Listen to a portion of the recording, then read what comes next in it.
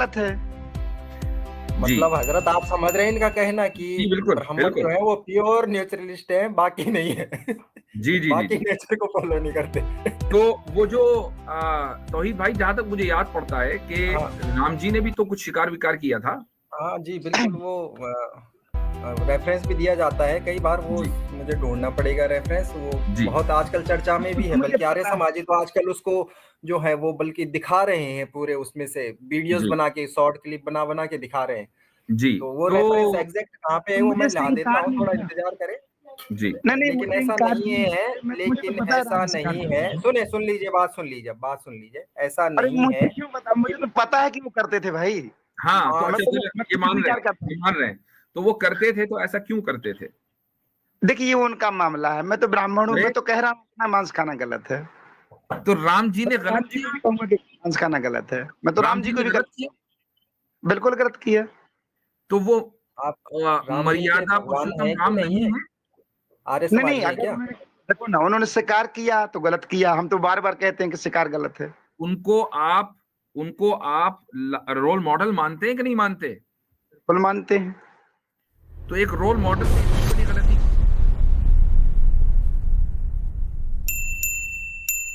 जी भाई, राज शर्मा साहब।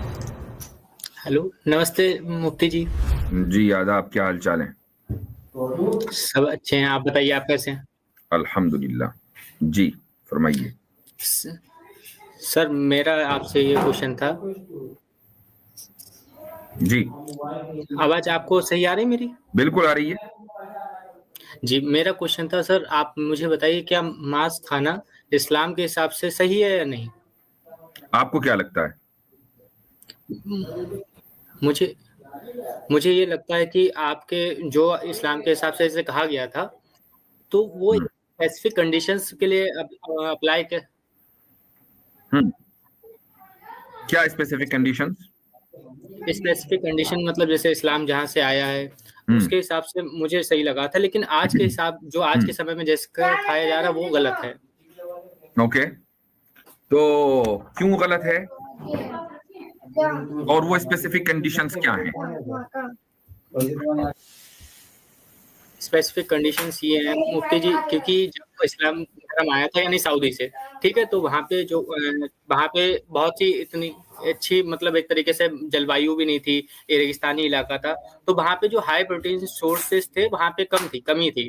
और जो हमारे प्रॉफिट, जैसे मैं एग्जैक्ट नाम नहीं पता है, मैं उन्हें प्रॉफिट कहता हूँ, तो वो जो प्रॉफिट थे उन्होंने भी ये बात बोली थी कि आपको अगर गोश्त खाना है तो आप, उन्होंने भी जिक्र किया था, बताया था कि जो हमारे पर्व होते हैं यानी आप समझे फेस्टिवल्स, उन पे हाँ खाने को ज्यादा तवज्जो दी थी। ये हम्म बात मैं सही कह रहा हूँ, आप बताइए। बोले बोले, ठीक है, अपनी बात मुकम्मल करें। जी, ये बात बोली थी। और लेकिन आज के समय में हर आदमी अंकल जी खा रहा, बात ये नहीं है कि हिंदू है या मुस्लिम है, मेरे कहने का मतलब है कि आज के समय के हिसाब से नहीं होना चाहिए। मैं वही कह रहा हूं कि क्यों नहीं होना चाहिए, यानी अगर क्योंकि कोई आदमी एनवायरमेंट गोश्त, को भी हार्म हो रहा है इससे। ओके, इन्वायरमेंट को हार्म हो रहा है, अगर गोश्त खाएं तो इन्वायरमेंट को हार्म हो रहा है, तो जी, कैन यू प्लीज एक्सप्लेन कि कैसे कैसे हार्म हो रहा है? यानी अगर मैं चिकन खाऊंगा या गोट खाऊंगा या बीफ खाऊंगा, उससे इन्वायरमेंट को कैसे हार्म हुआ? ऐसे हो रहा है मुफ्ती जी, आपको पता होगा जैसे जानवर जो होते हैं, वो जानवर जब एक तरीके से फसल खाते हैं, मतलब जो भी इनका चारा होता है, उनके रहन सहन के लिए भी जो जंगल होते हैं वो काटे जाते हैं। तो जब जो जंगल काटे जाते हैं तो वो एक तरीके से वहाँ पे जंगल तो काटे जा रहे हैं, और दूसरी बात वो जानवर भी कुछ गैसेस यानी जो हार्मफुल गैसेस होती है उनको प्रोड्यूस करता है। जिस वजह से एक तो हम लोगों ने वो जानवर जब खाया, तो उस जानवर ने भी पहले बहुत सारे जो संसाधन थे उनको मतलब खाया। तो हम लोग एक तरीके से डबल उसका कंजप्शन कर रहे हैं और उसका असर ग्लोबल वार्मिंग पे दिख रहा है। देखें, ये आपने बहुत लंबा स्ट्रेच किया है और जी, इसमें से बहुत सी बातें मैं समझता हूं कि गलत मालूमात के ऊपर डिपेंड करती हैं। पहली बात तो ये है कि जो ग्लोबल वार्मिंग या समझ लें कि माहौल को, इन्वायरमेंट को जो नुकसान हो रहा है, वो जानवरों की वजह से नहीं हो रहा है, बल्कि इंसानों की वजह से हो रहा है। ये जो जी, अर्बनाइजेशन है हर जगह, के पहले शहर भाई बहुत हुआ, बड़ा शहर हुआ 20-20 किलोमीटर का, उसकी लंबाई चौड़ाई हो गई, लेकिन आज आप इधर से उधर चले जाएं, शहर एक खत्म होके कब दूसरा शहर शुरू होता है ये पता नहीं चलता है।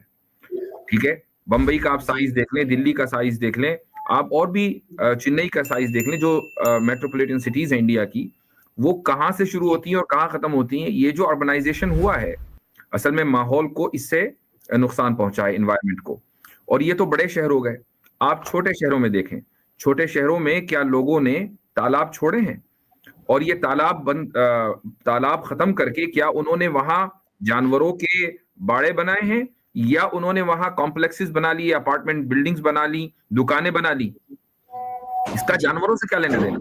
तो जो चीज जैसी है, हाँ, जो चीज जैसी है उसको उसी तरीके से देखना चाहिए। यानी इस्लाम ने तो दरख्त लगाने के ऊपर आप सल्लल्लाहु अलैहि वसल्लम ने, प्रॉफिट मोहम्मद सल्लल्लाहु अलैहि वसल्लम की बहुत सारी अहादीस हैं कि दरख्त लगाने की फजीलत ये, दरख्त लगाने का सवाब ये है। तो इसमें आप सारे लोगों को, चाहे मुसलमान हो गैर मुस्लिम हो, सबको आप कसूरवार ठहरा सकते हैं कि भाई आप लोगों ने जंगल के जंगल खत्म कर दिए, आपने खेत खत्म कर दिए, आपने दरख्त उखाड़ कर फेंके। क्यों? इसलिए कि आपको मकान बनाना है, आपको दुकानें बनानी है, आपको बिल्डिंग्स बनानी है, हम सब इसके कसूरवार हैं। ठीक है, तो इसका ताल्लुक यानी गोश्त खाने से नहीं है, पहली बात। दूसरी बात यह है कि किसी भी काम को करने में एक्सेलेंस को अडॉप्ट करना इस्लाम की तालीम है। आप सल्लल्लाहु अलैहि वसल्लम की एक हदीस है, वो सुना देता हूं मैं आपको। हदीस में आप अलैहिस्सलातु वस्सलाम ये फरमाते हैं कि इन्नल्लाह कतबल इहसान फी कुल्ली शै, कि अल्लाह ताला ने हर चीज में एक्सेलेंस को जरूरी करार दिया है। और उसके बाद आप सल्लल्लाहु अलैहि वसल्लम ने एक मिसाल दी है, और मिसाल इसी गोश्त से मुताल्लिक है। ये फरमाया कि फइदा ज़बहतुम फअहसिनु ज़िब्हता, कि जब तुम किसी जानवर को स्लॉटर करो तो उसको बेहतरीन तरीके से, यानी उसको भी एक्सेलेंस और एक्सपर्टीज के साथ स्लॉटर करो। इहसान का मतलब है एक्सेलेंस।